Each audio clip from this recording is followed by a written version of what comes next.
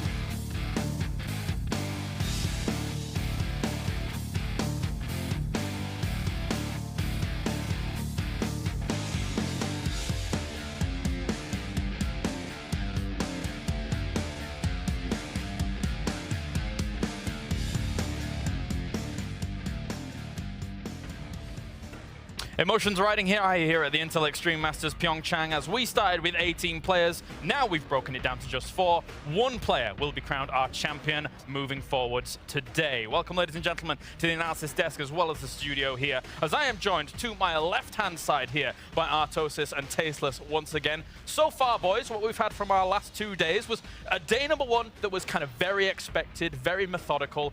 Day number 2, though, did present some surprises. Well, everyone on day number 2 were, those were the players that were really highly ranked coming in. These were the top 8 seeds. So, of course, the games were closer, but we had a few upsets. Yeah, I got to say, for the Final 4, we couldn't ask for better players. We still have 1 Korean. And, of course, the world is watching to see if we may have somebody who's not a Korean dominate a StarCraft 2 tournament. And I think the chances are high this time around. Yeah, definitely. We have some great representation here from the nations that still remain, of course, here, as the bracket that unfolded before us across the last couple of days had some twists and turns about it. Gentlemen, looking at how this kind of bracket unfolded, what really stood out to you? What was your surprise moments? What do you think about it?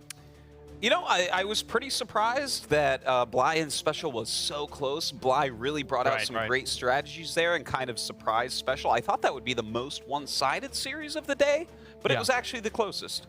I would say for me, seeing how the series with Scarlett and Serral went, a lot of people were saying Serral looked so dominant, he might be the very best non-Korean Zerg in the world. And Scarlett really killed it. And now going into a ZVZ mirror matchup again, Zerg versus Zerg, I'm curious to see if Scarlett can overcome this once more, because Elazer is another top-tier Zerg player. Definitely. I think that you really hit the nail on the head there, Nick, with Scarlett being able to take that victory. And, you know, we keep saying she's doing so well in Korea right now. This could really be the year of Scarlett, actually. Oh, absolutely. Right now, she's in that round of 16. Of the GSL, which is the big tournament out here in Korea. Yeah. Now here she is in the round of 4 with real chances to win IEM PyeongChang. Yeah, absolutely, absolutely. Well, we can take a look at the schedule, which is going to be going down for today. We only have 3 matches remaining. We have our semifinals, and then we have our grand final. Don't forget, the grand final will be a best of 7. We have no third place match. That does not exist here.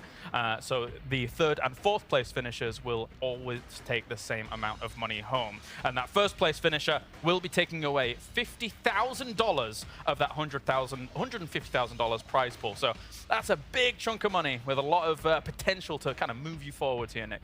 Oh, absolutely. And I mean, it's not just that, it's pride as well. These guys have been playing for a long time. StarCraft 2 is certainly not a new game, and that's why we have such storied players. So it definitely is about getting that #1 spot and not just taking home the cash. Right. I mean, we do have the 2 semifinals that are going to be happening here in a few moments' time. We can talk about Elazer and Scarlett in just a few moments here, but I do want to kind of draw attention to SOS and Special and just kind of cover how you guys think they're going to be able to play things out today, because SOS is a killer. He's a monster. Well, I mean, SOS, 2-time world champion, Intel Extreme Masters world champion. Yeah. You know, this guy is the #1 money winner in all time in StarCraft 2. Over the course, this game has been out 7-8 years now. Right. And he has won the most money. So it doesn't get better than SOS. He's definitely the favorite of the tournament, but Special has been showing just superb results. Yeah.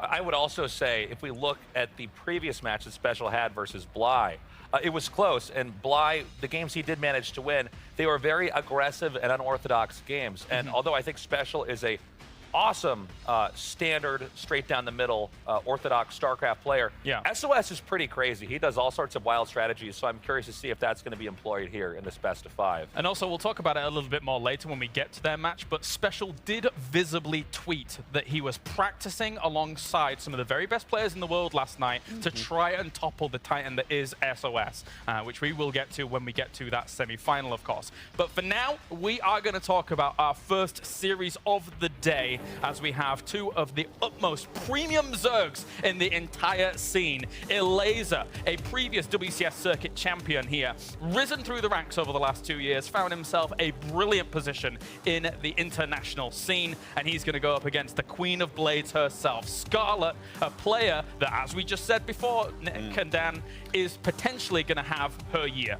Oh, yeah, she is just killing it right now. But, I mean, so is Elazer. This guy is on fire as well. And this Zerg versus Zerg, I don't think it's really going to look very much like Scarlett versus Serral. Right. You know, you can't just look in StarCraft 2 at what race someone is playing, like are they Zerg, are they Protoss, are they Terran. You have to go deeper than that. You have to go into their style. Yeah. Serral is a player that goes for long games. He wants to make tons of units. And Scarlett's a bit more aggressive, as we saw, right? She was mixing it up, trying to hurt him early, and did a great job against him because of that. But I would say Elazer is even more aggressive than Scarlett. So it's really a very different looking matchup than what we saw yesterday. Yeah, it's going to be tough because I'm expecting this series, game-wise, to actually be a little bit shorter, since they are both so aggressive. I don't think they're going to be getting in each other's faces, and this is going to equalize out into a long game. But Scarlett has been mentioning that her style is something that the Europeans haven't quite experienced. Right. And although I would say Serral's certainly a little bit of a slower, more methodical player, I don't know if he's really ready for the style that Scarlett's going to be bringing in here. It might be a little bit too out there. Both of them in 2017 boast around a 70-71% win rate in this matchup, Zerg versus Zerg, across all of the international competition that they've been having so far. And those kinds of numbers on the international circuit are kind of unprecedented. They're very, very high win rates for these two. They're both very, very tip-top Zergs. Yeah, well, I mean, Elazer wins European qualifiers and recently won one against players like Serral, right? So that's very strong. But truthfully, if you look at what Scarlett's done, in the GSL, she eliminated the defending world champion, a Zerg player, Rogue. Right. That's pretty impressive. And then in this tournament, the WCS champion, the other big tournament that we just had, she defeated him as well. Yes. So she's crushing it. No one is playing Zerg vs. Zerg on her level right now. Right, and as you say, you know, looking at the bracket that we've had so far, Elazer hasn't really had to go up against any Zergs here so far, Nick, but Scarlett, 3-0 against Cham, and as you said, 3-1 against Serral. Those are great warm-up matches to then go into someone like Elazer. Yeah, but conversely, you could say that that data is now out there. Right. These are That's as fair, recent yeah. as you can possibly get. So maybe in some ways this is a double-edged sword. She's warmed up, but he's at least gotten a glimpse. Probably not the full picture, but maybe enough that he can hammer together some strategies to maybe take Scarlett on. Also, I think temperament-wise, Elazer's a guy who, if he does not win the tournament, he's pretty hard on himself. Where I feel like Scarlett is quite the opposite, where she's much more zen, I'd say, especially in the last few months. She seems to be very calm and composed when she's at the tournament. I've hung out with her after losing matches. She seems to deal with it actually very well. Yeah, and basically take that information and compute that into better play in the future. And also famously, Dan, when we look at Elazer as a Zerg versus Zerg player, famously in the European scene, there's been moments where some of his peers have said, you gamble in this match because you're very, very aggressive just out of nowhere. So that could come into play here as well. Absolutely. That's why this is such an interesting match, and I don't expect it to look like that Serral versus Scarlett one. Who is going to be the initiator? Yes. Is Scarlett going to be able to do these early rushes? Is she going to have to fall back and play defensively like Serral was trying to do against her? It's really hard to say and a bit unpredictable. And in fact, let's take a look at the first map because that could potentially play into this. So if we head on over here, I think we're starting on Neon Violet Square, correct? That's right, Neon Violet Square, and this is actually a perfect first map for this series because, again, we keep talking about how these are more aggressive Zerg players. So I want to go ahead and show you why this is so crazy. So these are the two starting spots here, as you can see. We'll just look at this bottom right one. They are, you know, it's symmetric, so it doesn't really matter that much. This is your regular expansion, and there's definitely lots of ways in if you want to do something like a very early Zergling Baneling rush. If you want to attack super early on, no problem. You can come right up this ramp. You can come right through this hole as well.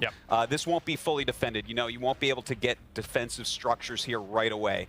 But as soon as it hits that mid game, you can actually defend these areas pretty easily. You can get some buildings in there, you can place some of your beefier units in there, and then this isn't just 2 bases, this is 3 bases. You have your main base, you have your expansion, and then you have this free base in the back. Right. So this is a type of situation where if one player is playing very aggressively and the other one can just shut these 2 doors, suddenly they have 3 bases where on most maps you'll just have 2 and you'll still have to fight for a 3rd base. But this just makes it very interesting to see how are these two going to approach this match. I think one thing that's important to note as well on this map in particular is that that 3rd base is a bit unique compared to other maps, correct? That's right. It just having it in the back, having it kind of free, makes it the most defensible 3rd base that we have across all the maps. Right. And it also has less mineral patches. So while you can take it very safely, if you want to take a different 3rd base, such as this one, you're going to get more income.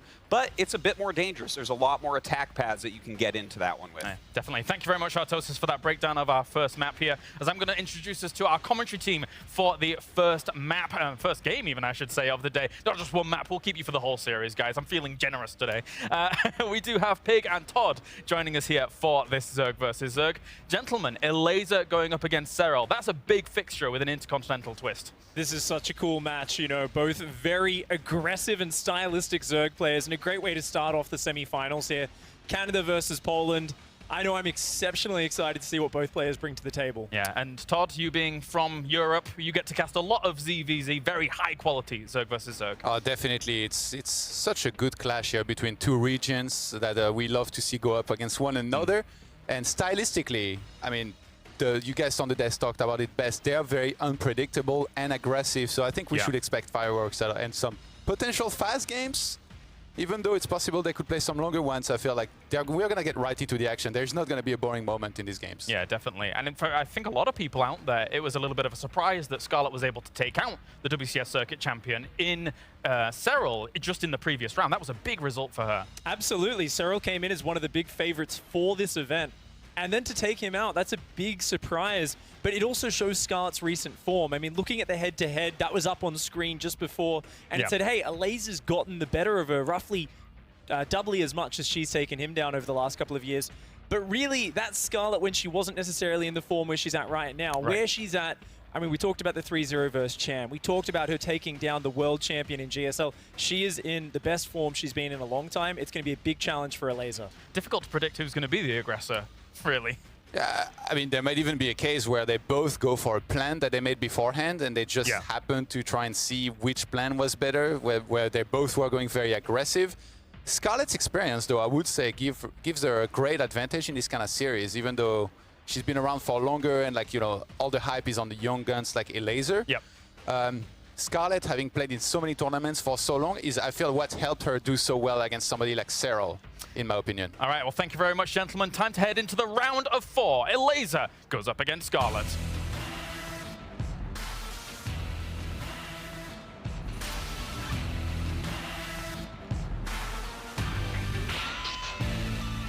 Hello and welcome everybody to the third and last day here at the Intel Extreme Masters PyeongChang 2018. We started with 18 players from all around the world, and after 3 days of action, we are down to just 4. At the end of today, a player will be crowned champion and take home $50,000. There's a lot of great StarCraft ahead of us. You are watching the Intel Extreme Masters PyeongChang.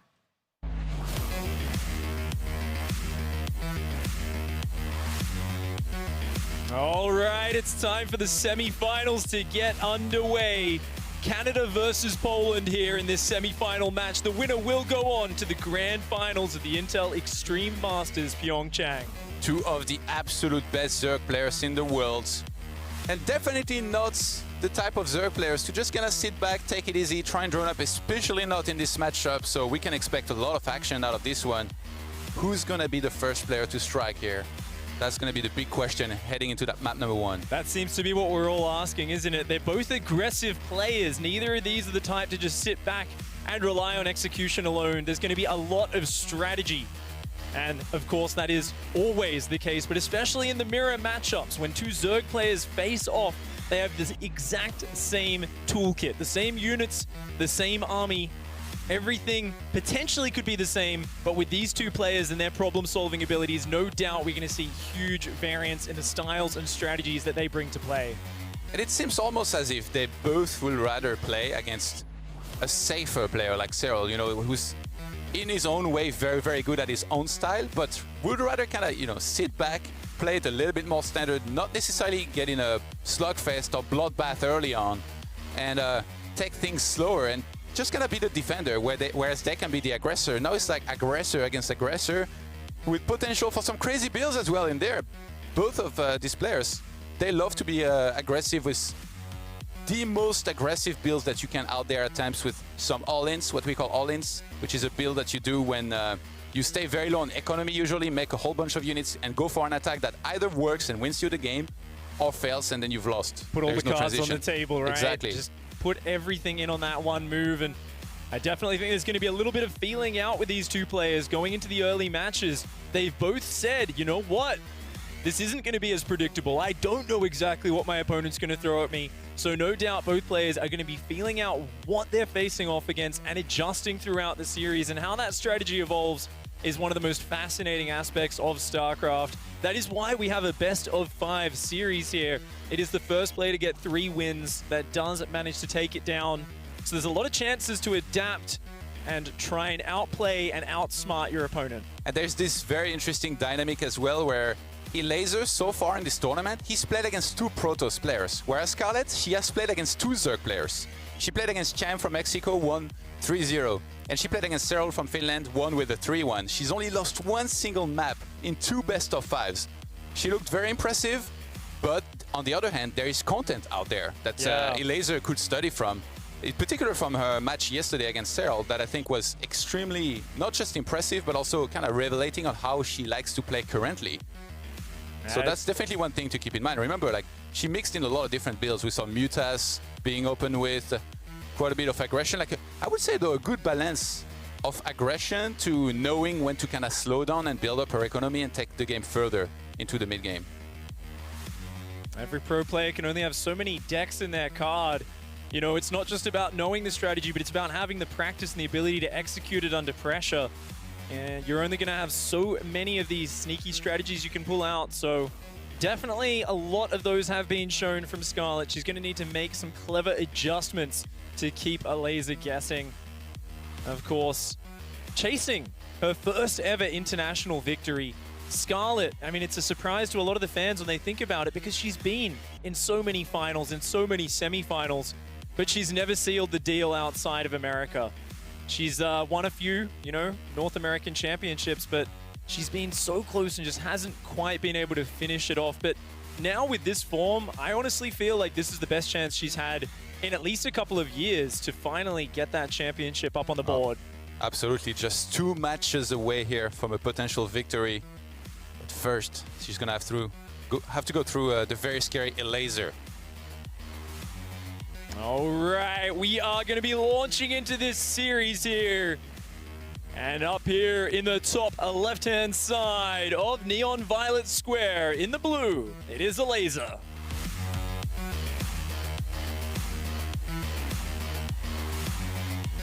And in the bottom right, in the reds, representing Canada, it is Scarlett.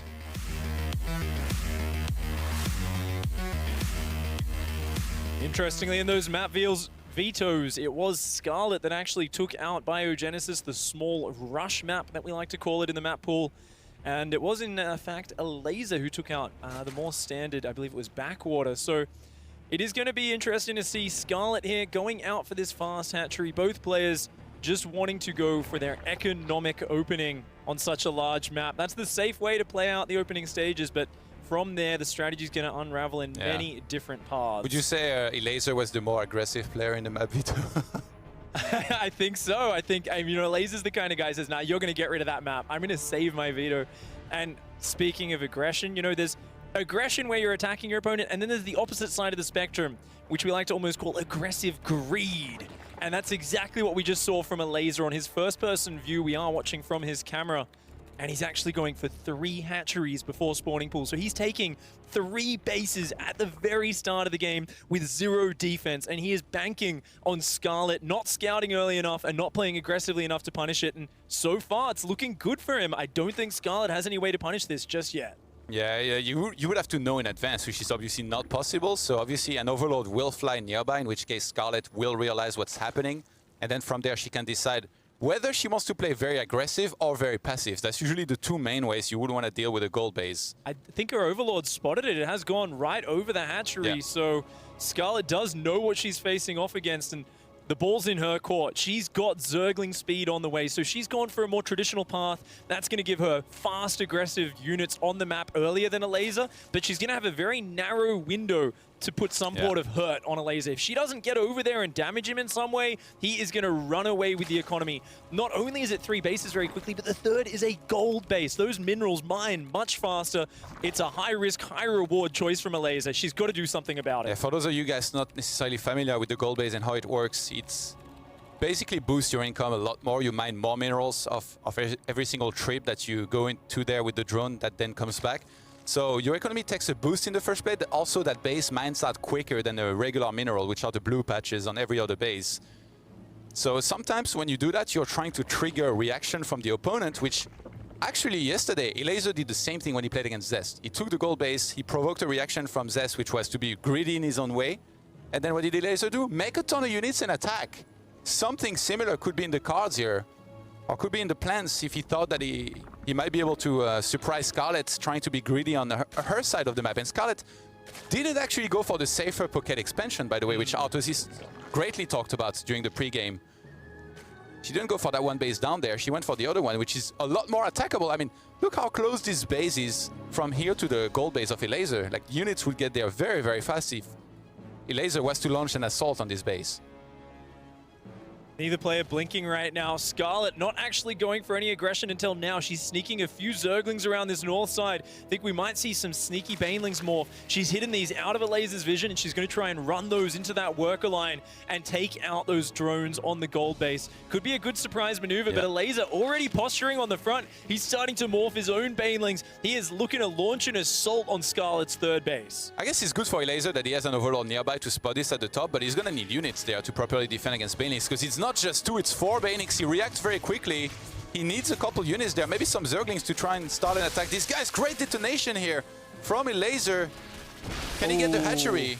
Really, lots of pressure on Scarlett right now. Her hatchery already does take a bit of a bruising. At the same time, these drones trying to evade these Banelings. The Queen does snipe down a few of them, but 3 drones and a pack of lava goes down. A nice pickup for Scarlett. She wasted a lot of Elazer's mining time, forcing those drones off the line. And remember, even though this base is not very well saturated, but actually Elazer can fix that just now, he's got a roach one on the way. So he's taking a bit of a risk. He's going to have less Zerglings and Banelings in the first place, but if he can get those roaches out on the map and then attacks with them, he's going to be in a great spot. Right now, though, he just got supply blocked as Scarlett is about to attack that gold base with some Banelings of her own. And Elazer doesn't have any Banelings defensively yet. He's trying to defend as best as he can by triggering those Baneling detonations. But Scarlett has so many Zerglings there.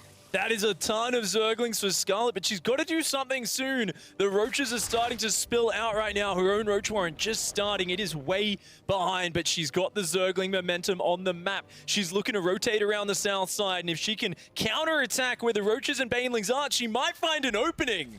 Yeah, I think Scarlett realized what was happening. She saw that there was not that many Zerglings here for Elazer, might even spotted some roaches. So she's like, okay, you're getting roaches. Those are the better units in a straight-up fight. I'm going to run around. I'm going to try to run by instead of your natural or main base. And because Elazer took that gold base, there is so many avenues that Scarlett can actually run those Zerglings instead of the main base of Elazer into.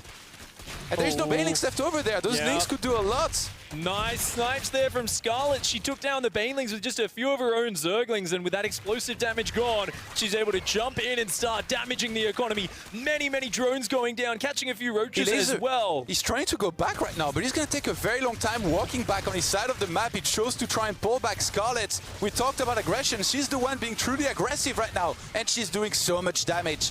More than 10. Wow, so much going down there. Yeah, more than 10 army ahead and a couple of workers as well. And again, another perfectly timed run by, potentially on the right-hand side. No, she's just going to run back. Scarlett knows that she's ahead and she just has to defend this attack, and she might be in a great spot. And I think she might be able to do it big.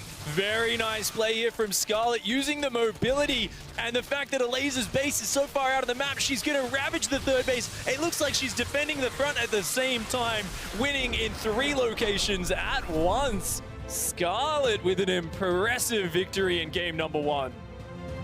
Extremely convincing, calculated throughout, and the gold base from Elazer just not paying off at all. Scarlett used it to her full advantage, kept on running by all over the place, which brings a smile to her face, apparently. Yeah, a cheeky grin there. She's very pleased with how that game went. And I got to feel that Elazer was hoping for a bit more of an over-response from Scarlett. The way he played that out, he didn't really send a lot of drones to the gold base at the start. He kind of slowly built it up, and I felt like he was hoping that Scarlett would feel so much pressure when she scouted that she might jump the gun, go over-aggressive, and then he defends it and counterattacks. But Scarlett was so calm. She just sat back, used a small Baneling counterattack, and no doubt a little bit of banter going on there in the chat right now as the players are having a bit of a cheeky grin. And it makes perfect sense. The way Scarlett countered this makes perfect sense as well. You know, in the pre-game autos, it's covered how there are many avenues that you can attack into. Taking the gold base opens even more avenues into running Zerglings into the main base of your opponent, into the natural, into the gold base. Scarlett timed that and executed that perfectly, and Elazer just going into the roaches on paper, it can be a great move, right? Because if you get them out on the map and you're just fighting Zerglings, you're going to do well, but not in this case. Use the full mobility of her army. All right, here we go, launching into map number 2. Down 1 game, representing Poland in the bottom right-hand side of Acid Plant. It is Elazer.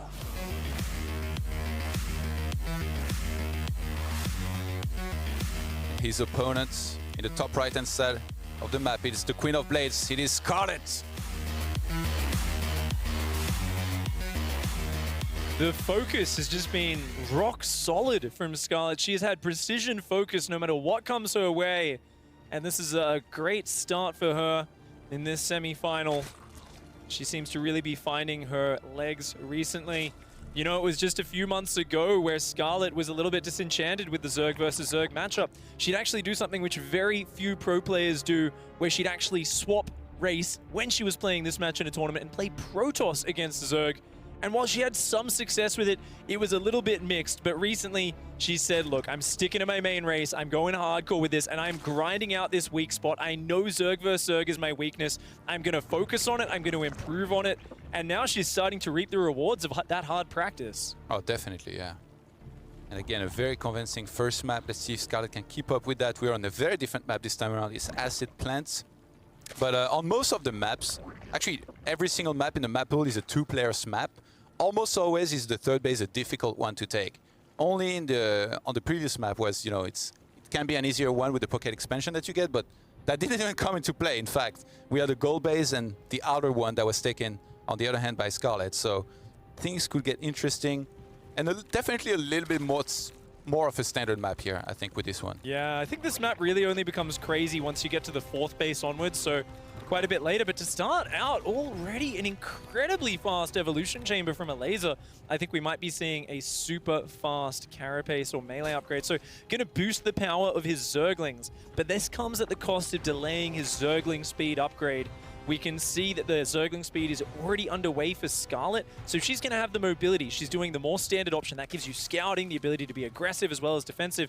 Meanwhile, Elazer is saying, I'm just going to skip that initially. He's going to start a very fast carapace upgrade. That's going to make the Zerglings much stronger, but that's a few minutes down the line before it kicks in, so this is a bit of a risky investment from the Polish player. Absolutely. Basically, when you go for a carapace like this, if you find yourself in a Zergling Baneling against Zergling Baneling situation, the Banelings don't kill the Banelings at once with a connection onto them.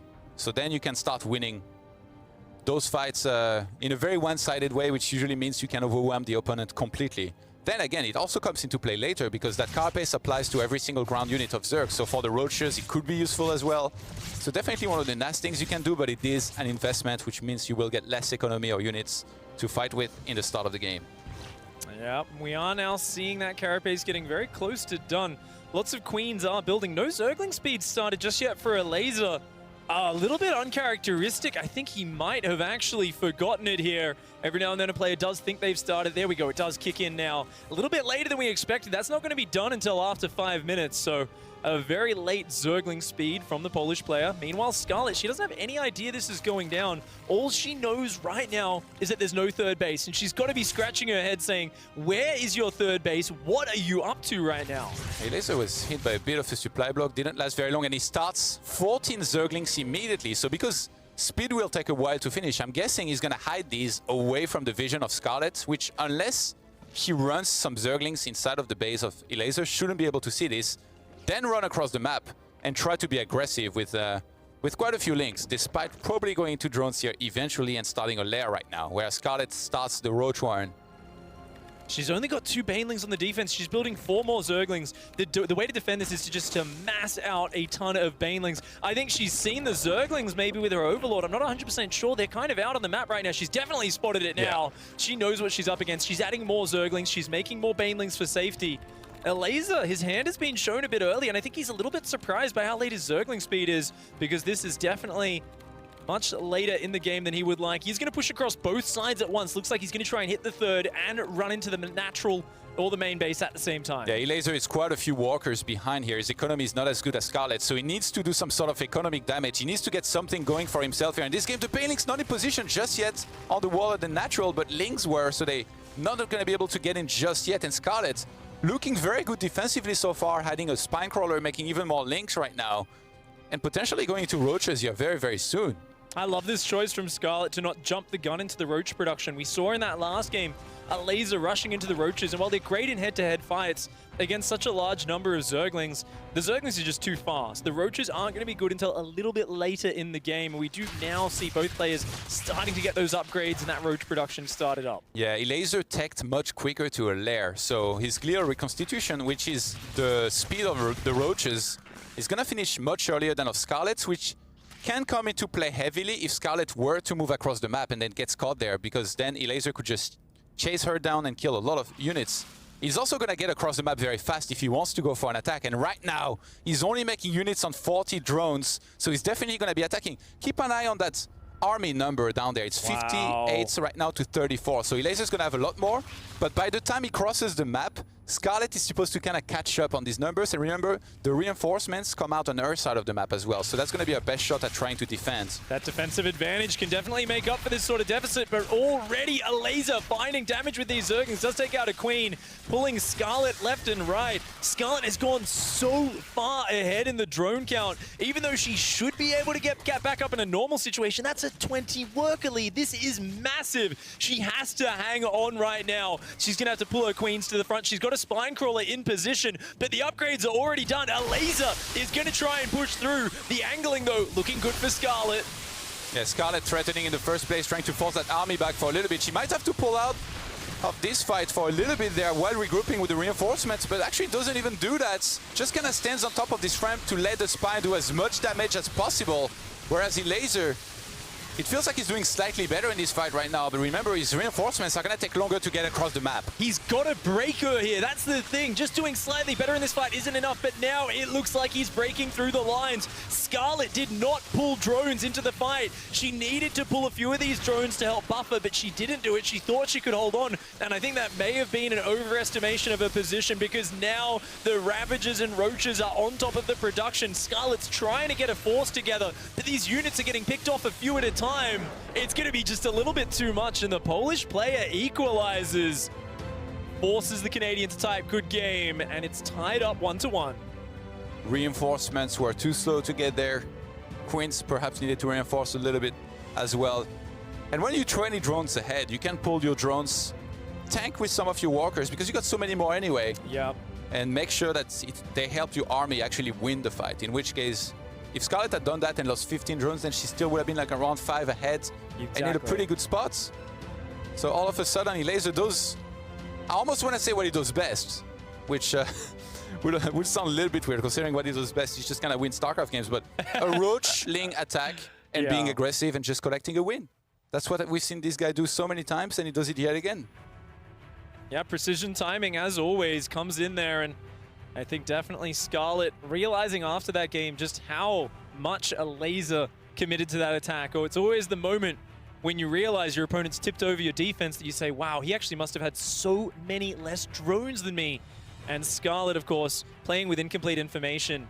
As always in a game of StarCraft, you need to be so confident and precise with your decision-making. Maybe pulling a few more Queens and drones to the front there could have held it off, but she thought she had it with that great angle, with that Spine Crawler positioning, and she almost did. The problem is, once you lose your Roaches and they start trickling out 1 or 2 at a time, Elazer just gets on top of the production. It doesn't matter how many more units you're building, you will get overwhelmed. In the moment, it might not seem like the clearest of things, what do you need to do, but again, you know, we're observing, we see all the numbers. And so can Scarlett now, technically, you know, she can look at the graph from the post-game and see that she had about 20 more walkers, which usually means that the opponent has way more army. Yep. And then it will be very clear to her what she could have done. But Great. Elazer with a good equalizer there. Great scouting denial throughout that game as well from the pole. Ties it up after a nasty start to this series. We are going to be launching into map number 3. The series is tied 1-1. Equalizing up here in the top left-hand side, representing Poland, it is Elazer.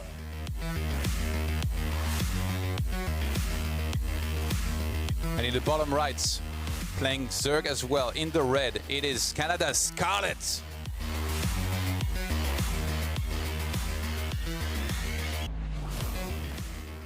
She played that early game fantastically. She was in a good position, just didn't quite spot how committed her opponent was to the push. She knows the mistake she made, and no doubt is going to be trying to fix that in this game. Of course, we've seen a lot of wild plays out of these players throughout the tournament. I wonder, now that they've got a feel for each other, do they settle back into a slightly more passive game? I mean, so far it's been Elazer throwing the sort of more crazy openings out, right? We've seen a 3 hatchery before pool, fast 3 base, then we've seen a very fast upgrade. Elazer's really been looking to grab momentum early. And we saw in the ticker, you know, one of the quotes from Elazer of, I have nice builds prepared. As much as sometimes we see this and then the players play the most standard that you could ever play, Elazer was not bluffing. He definitely prepared very specific builds, and it feels like so far in the series, he's the one that's going to be trying to set the pace with his own strategies that are a little bit, I guess we could say, out of the ordinary, out of the most standard play that you could do in the matchup. Absolutely. And it's for Scarlett to try and react to that the whole time. And she did good, actually, last game. Remember, like, the initial defense was there. These are almost the worst kind of games to lose. It's like, I got this right, I did well. I got this right, I did well. Oh, oops, I got this wrong, I lost the game, you know? Like, it's the trap you fall into when everything's going your way, but it's the third curveball that catches you out sometimes. Of course, getting some of that beautiful first-person view, Sash's view here. As you can see the speed these players play at, they are constantly trying to make sure every action, every order to their units is issued as early as possible. They don't want to give up any time. They want to build their army as quickly as possible, mine the resources as fast as possible, and get the scouting information as early on so they can react. It's a game which is played blazingly fast, but it's all muscle memory for those guys when it comes to the actions. It's actually what they see from their opponent and how they react to it. That's where all the strategy and decision-making comes in. And already Elazer is going to be coming out with a few more Zerglings. 6 starting to push their way across the map. Going to look to apply a slight bit of pressure. Meanwhile, Scarlett playing the more economic style. She's just put all of that into workers as fast as possible. And she's only now building Zerglings and actually skipping the Baneling Nest. Scarlett's going to go straight up into Roach Tech. So a bit of a different style from the Canadian. yeah, perhaps wanting to give Elazer a taste of his own medicine. Still going for a wall here, so that could be for a defensive purposes to be going for this, but Baneling Nest plus Roach Rhine at this stage in the game? From Scarlett, what do you make of this? This could be a big mind game from Scarlett. So she's still going Zergling speed and Baneling Nest, but if you look at what she's shown at the front of her natural expansion, she's shown an extra queen and a wall. Now this is normally what you see when a player skips Zergling speed and goes straight up into Roach Tech. So she's showing everything to try and sell the story of, I'm playing a defensive game, I'm trying to mass up these later game units. In the back, she's secretly massing up Zerglings and Banelings, which is the most aggressive force you can build. So she's selling the story to Elazer right now that she wants to sit back, but in fact, she is doing the complete opposite. And only now does she show her hand, Todd. She's going to launch a very powerful attack across this map. He's not ready. He's only built up his economy. He only has Zerglings currently. He's trying to add one more queen. Doesn't even start a spine crawler. I mean, he's not that rich just yet. Scarlett will go for the full-on aggression here to try and kill Elazer in that map number 3, catch him off guard. As Elazer is trying to get the one spine crawler behind the mineral patches there, and just massing Zerglings. I guess he can't get Banelings. He didn't make that Baneling Nest. He thought she was going for the Roach Tech, so he skipped his own Baneling Nest, and now he's got to defend with just this bare minimum amount of tech. That spine crawler in the back trying to go up. The ramp is going to be super crucial if he can defend that. There's so many Banelings. Can they connect? Wow. Massive hits coming in. The Baneling looking for it, not quite finding it. The micro from Elazer has been spectacular. Only one Baneling left standing. Somehow Elazer managing to micro so well against this, hangs on and maintains a 7 worker lead. That was perfect defense from the Polish player. He only lost 3 drones, but he lost some very important queens that he's trying to replace here right now. Elazer trying to make as many Zerglings as he can right now. He cancels the queen on the 3rd base because that was gonna come out in the middle of the links. He's trying to add a Baneling Nest, but the next assault is about to begin here from Scarlett, who's regrouping across the map with more and more links and Banelings as well. It's not over yet. Scarlett here looking for the snipe on the 3rd hatchery. She does take down the 3rd base there of Elazer. Of course, she's only on 2 bases, so that's just equalizing for now. It's not like she's gained a massive lead from this or anything. She's just managed to tie it up. Back at home, her defense does look solid. The Queen's holding the wall off, and her own Zerglings are going to come back to try and push Elazer away. I mean, Scarlett has done some damage, so she might just be content here to just take her own 3rd base, go into upgrades as we see the +1 missile on the way here. So that's the upgrade that affects the ranged units of Zerg, which means that Scarlett will want to be going into Roaches here very soon and kind of exit that Zergling Baneling phase. Oh, the Banelings here looking for some hits.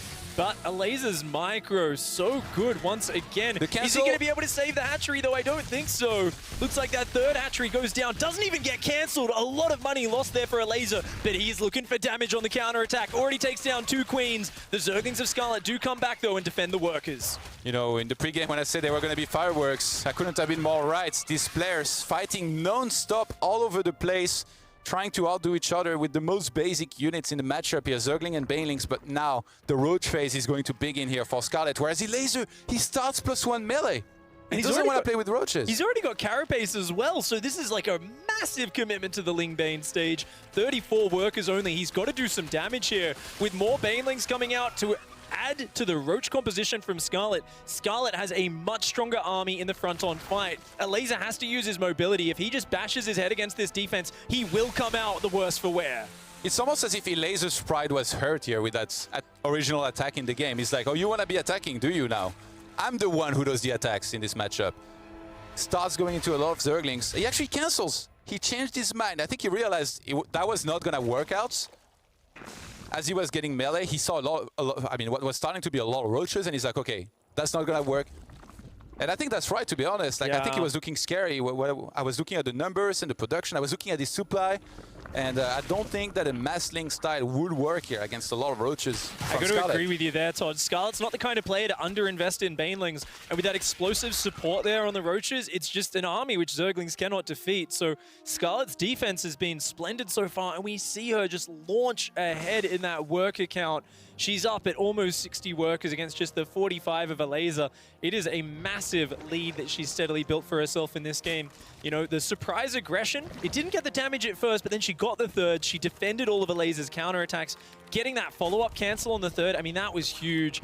Now I think Scarlett's in the driver's seat, and she's not going to make the mistake from the previous game. She's already building roaches. She's getting more upgrades. She will not be surprised this time. Yeah, second evolution chamber for even more simultaneous upgrades on the carapace and missile potentially being made. Yeah, that's going to be such a huge advantage. A great wise mind of StarCraft once said, when ahead, get more ahead. And that's exactly what Scarlett is looking to do. She's not going to go across the map with slightly more units just because she has a chance to win that way. She's going to want to look to extend her lead, stay patient, and just keep on playing better than Elazer in this game. Just building up all of those tools that are going to gain advantages over time. Elazer, he's still got that aggressive pack of Zerglings on the map. They want to find some damage, but he's being patient for now. He knows that Scarlett is aware of their presence. He's got to wait till a bit longer into the game when he can distract her elsewhere, and then maybe he will find some damage to get himself back in this game. He knows he's down in the work account, so he's investing purely in army right now. He says, look, okay, long-term income, you're always going to be beating me, but if I invest in just army, maybe I can find the correct engagement. You can see Zerglings being added into the production tab because they will reinforce very quickly, allowing him to hit one very hard attack timing. Will it be enough, though, to take down Scarlett? She's got her Banelings well positioned on the third base as the two-pronged assault comes in. Oof. Thank God Elazer was looking at this. That could have been very quick for the Zerglings to get blown up to pieces. He's using that as a decoy to try and make Scarlett look away from a fourth base, which is where Elazer is attacking with the main chunk of his army. Does he have enough this time around? He's gonna have to win with this game, with this attack here, because if not, Scarlett will be too far ahead. Not doing too bad so far in the fight, but Scarlett is surviving. The left flank doing very well for Elazer, but now Scarlett's cleaned up the Zerglings at home. The rest of her reinforcements are rejoining the battle, and the army supply says it all. She just defends this attack. She's still got a massive economy advantage, and that's going to be it. The Polish player has to tap out. Canada securing a 2-1 lead. Scarlett in control from the get-go, throws out a tricky opening, surprises, and just builds upon the lead from there.